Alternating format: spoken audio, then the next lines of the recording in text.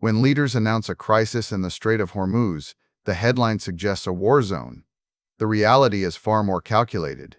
A specific 20-mile strip of water dictates global oil prices and food security without any single nation needing to control the entire waterway. Iran's recent admission that they made a mistake shooting at ships was not an apology for aggression. It was a strategic confession about how geography itself has become their primary weapon, allowing them to hold quarter of the world hostage with minimal force. To understand why this narrow channel matters more than any U.S. military base in the region, we must look past the visual of naval combat and examine the mechanics of leverage. The strait is not just a shipping lane, it is an economic choke point where geography has been weaponized to extract concessions without requiring total dominance. In March 2026, Iran demonstrated that holding the waterway entirely is unnecessary to disrupt global energy markets. By severing traffic following joint strikes and then shifting tactics from total denial to controlled access, Tehran proved they can toggle between open and closed lanes at will. This volatility creates a strategic reality where states must navigate Iranian-approved routes or face economic paralysis, forcing great powers to negotiate on terms dictated by the threat of closure rather than military superiority. The mechanics of this leverage are best understood through the timeline of April 2026. Following an initial closure and brief reopening attempts between April 17th and 18th, Iran shifted from a strategy of total blockage to one of selective disruption. During that short window where traffic was theoretically reopened, over 100 tankers were stranded in the Persian Gulf waiting for clearance. Yet only approximately 7% of these vessels managed to exit successfully before the lanes closed again or became too dangerous to traverse. This precise statistic reveals the core of their strategy. They do not need to stop every ship forever. They only need to prove that any shipment leaving without political concessions carries an unacceptable risk of being trapped or destroyed. The market reacts not just to actual blockage, but to the uncertainty of whether a specific vessel will make it through, causing energy prices to spike and forcing diplomatic engagement from nations dependent on these flows.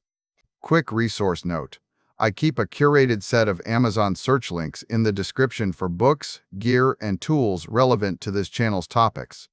Some are affiliate links, so I may earn a commission at no extra cost to you.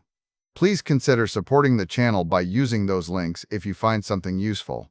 This dynamic creates a unique dilemma for global security architecture.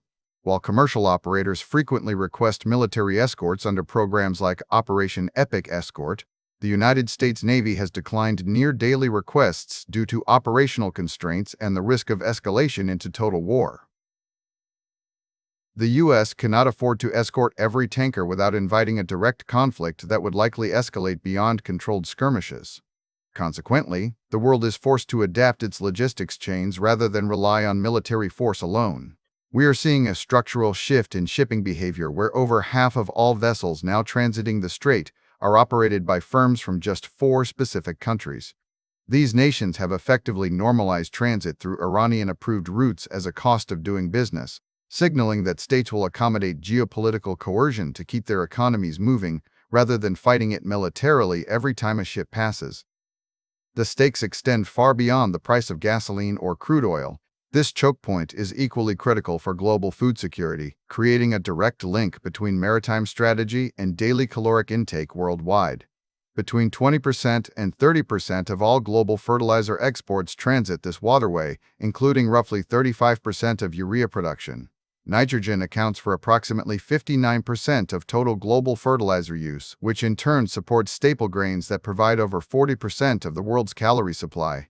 A disruption here does not just raise energy costs, it threatens crop yields globally by cutting off the nitrogen inputs necessary to feed billions.